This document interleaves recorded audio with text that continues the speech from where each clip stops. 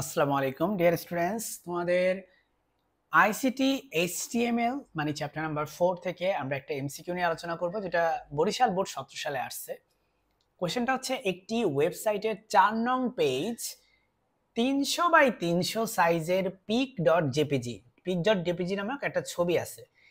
এই ছবিটা সংযুক্ত রয়েছে, তার মানে একটা ওয়েবসাইটের 4 নং পেজে 4 নম্বর পেজে একটা ছবি আছে এরকম। তবে সমস্যা হলো সাইটটি এক পেজ হতে অন্য পেজে যাওয়া যাচ্ছে না। তোমাদের উদাহরণস্বরূপ যদি বলি, একটা web page, let's say Wikipedia, এটা একটা ওয়েবসাইট, তাই না? এই উইকিপিডিয়ার অসংখ্য ওয়েব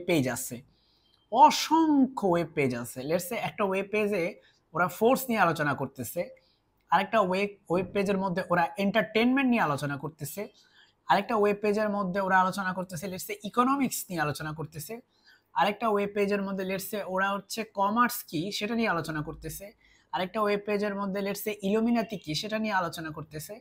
সো এই যে একটা ফোর্স নিয়ে তুমি আলোচনা দেখতে যাবা, দেখবা যে সেখানের মধ্যে এক পেজ থেকে হঠাৎ করে তুমি অন্য পেজে চলে যেতে পারবা। কিভাবে? ওই ফোর্স পেজের মধ্যে এমন অনেকগুলা ব্লু কালার দেওয়া আছে, দেখবা ওই ব্লু কালারে ক্লিক করার সাথে সাথে তুমি অন্য একটা পেজে চলে যাবা। তাহলে একটা পেজের সাথে আরেকটা পেজের কানেকশন আছে। কিভাবে আছে, সেই কানেকশনটা করার উপায় কি? সাইটটির সমস্যা সমাধানে প্রয়োজনীয় ট্যাগ। কিন্তু আমরা যে ওয়েবসাইটটা দেখতে পাচ্ছি, এই ওয়েবসাইটে, এখানে যে ওয়েবসাইট আছে, এই ওয়েবসাইটে এক পেজ থেকে উইকিপিডিয়ার মতো আরেক পেজে যাওয়া যায় না। কেন যায় না? কারণ তারা হাইপারলিংক ক্রিয়েট করে নাই।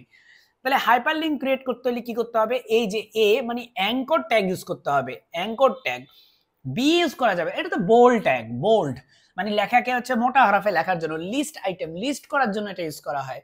আই মানে ইতালিক মানে লেখাকে বাঁকানো ভাবে লেখার জন্য এটা ইউজ করা হয়। যেমন এরকম, এই যে এরকম বাঁকায় লেখার জন্য, হ্যাঁ, দিস ইজ এ পেন, এভাবে বাঁকায় লেখার জন্য আমরা ইতালিক ইউজ করি। তাহলে উত্তর হবে হচ্ছে হাইপারলিংক ক্রিয়েট করতে হবে। আর হাইপারলিংক ক্রিয়েট করার জন্য আমরা ইউজ করি হচ্ছে অ্যাঙ্কর ট্যাগ, মানে ক নাম্বার অপশন হবে উত্তর। ঠিক আছে, আশা করি তুমি বুঝতে পারছো এখানে কি বলতে চাচ্ছি।